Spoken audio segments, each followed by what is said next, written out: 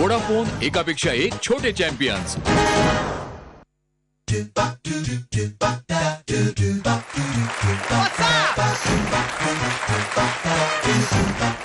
नमस्कार, तुमच्या सगळ्यांचं जोरदार स्वागत आहे वोडाफोन एकापेक्षा एक छोटे चॅम्पियन्सच्या या काउंटडाऊन एपिसोड मध्ये. हो, कारण आजच्या आणि उद्याच्या एपिसोड नंतर आपण आपल्या टॉप 5 सोबत मिळणार आहोत सरळ ग्रँड फिनाले मध्ये. त्याचमुळे आजचा आपला एपिसोड खूप स्पेशल आहे. पण अथर्व, तुला सांगू का, आज कोणी आपल्या डान्सच्या कॉस्ट्युम मध्येच नाहीये आणि कुणी प्रॅक्टिस सुद्धा केलेली नाहीये. मग आजच्या एपिसोड मध्ये नक्की होणार काय? संस्कृती, तुला नाही माहिती आजच्या एपिसोड मध्ये काय होणार आहे? नाही, तुला खरंच नाही माहिती? अगं कसं नाही माहिती तुला? मला नाही माहिती रे. असं कसं काय शक्य आहे, सांग मला. अरे मला नाही माहिती. खरंच तुला नाही माहिती? नाही. जाऊ देत, मला पण नाही माहिती. पण कळेल कळेल. हा एपिसोड सुरू झाल्यावर आपल्याला नक्कीच कळेल की आज आपले स्पर्धक कसे डान्स करणार आहेत ते. पण त्याआधी आपण सगळ्यांचं स्वागत करूयात. तर स्वागत करूयात आपल्या कोरिओग्राफरचं. तर आता आपण स्वागत करूया आपले सगळ्यांचे लाडके आपले कुटुंब प्रमुख सचिन काकांचं. सचिन काका, आजच्या एपिसोड मध्ये नक्की होणार काय? खूप गंमत होणार आहे. आणि तुमच्या मते जरी हा काउंटडाऊन एपिसोड असला तरी माझ्या मते हा गेट टुगेदर एपिसोड आहे. मला असं वाटतं की ज्या प्रकारे आपण इथे मोमेंट्स काही शेअर केलेल्या आहेत एकमेकांबरोबर, त्या इमोशनल होत्या, काही खूप गमतीदार होत्या, ज्याच्यात आपण सर्व हसू शकलो, मजा लुटू शकलो. डान्सचे विविध प्रकार आपल्या समोर इथे सादर झाले. त्यांचे गुरु कधी हसत होते, कधी टेन्शनमध्ये होते, कधी अनएक्सपेक्टेडली त्यांना मी स्टेजवरती बोलवलं तेव्हा त्यांचे एक्सप्रेशन, अरे इतका चांगला झाला, किंवा असं चकित होण्यासारखे एक्सप्रेशन्स आपण पाहिले. तर मला असं कुठेतरी वाटतं की हे इतके अमूल्य असे जे मोमेंट्स आहेत ते पुन्हा एकदा शेअर करू शकलो किंवा पुन्हा एकदा त्याचा आस्वाद घेऊ शकलो तर किती मजा येईल. तर त्याचमुळे हा गेट टुगेदर एपिसोड आहे. सचिन काका, पण आज डान्स तर होणार आहेत ना? अवश्य होणार आहेत, पण जरा वेगळ्या प्रकारे. तर स्वागत करूयात आपल्या पहिल्या स्पर्धकाचं, जिचे कोरिओग्राफर्स आहेत आशिष दादा आणि अजिंक्य दादा. तर स्वागत करूयात साक्षी तिसगावकरचं.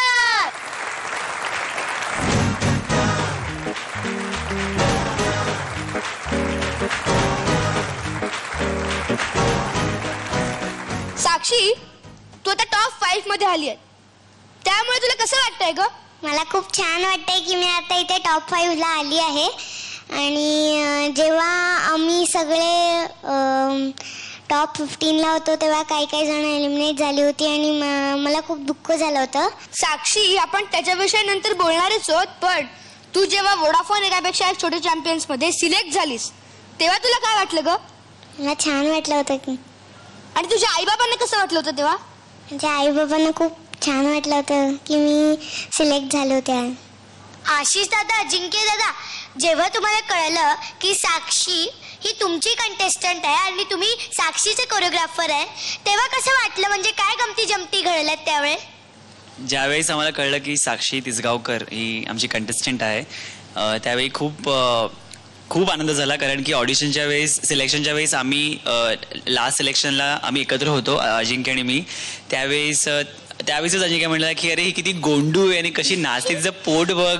आणि आम्हाला आठवतं ती जांभूळ केला होता त्यावेळेस.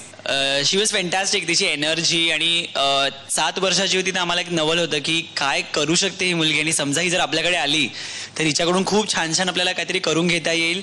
आणि तिचे जे डोळे आहेत ते इतके बोलके आहेत की खरंच रिहर्सल्समध्ये नेहमी एक्सप्रेस करताना आधी तीच स्वतःच सांगते की दादा हे करू का, मी कसं वाटतंय. And she herself is fantastic dancer आणि वी व्हेरी हॅपी. आणि आम्ही अजूनही खूप समाधानी आहोत की ती आमच्याकडे आहे आणि आज तिच्यामुळे आम्ही आज टॉप 5 पर्यंत पोहोचलोय. So we are very happy. Sakshi, आतापर्यंतचा तुझा सगळ्यात अवघड डान्स कोणता ग? कोजिरी. साक्षी, तुम्ही मला सांगा की सगळी जी गोजिरीची कोरिओग्राफी होती ती सगळी आशिष दादा, अजिंक्य दादानी केली की तुम्ही पण त्यात काही भर पाडलीत? हो, काय भर पाडलीत? थोडे एक्सप्रेशन्स मी करून घेतले. अरे वा. तर आपण पाहूयात या गोजिरीचा गोजिरी परफॉर्मन्स.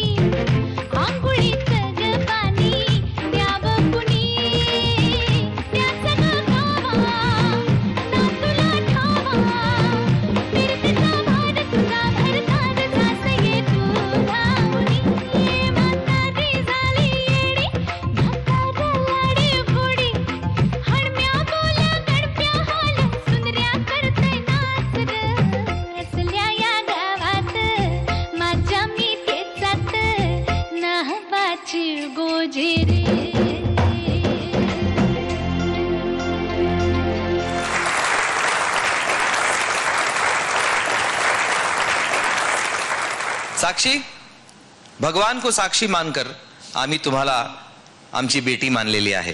त्यामुळे हे प्रेम सदैव असंच तुमच्या बरोबर राहो, खूप मोठ्या व्हा. All the best. Thank you sir. Vodafone, एकापेक्षा एक छोटे चॅम्पियन्स.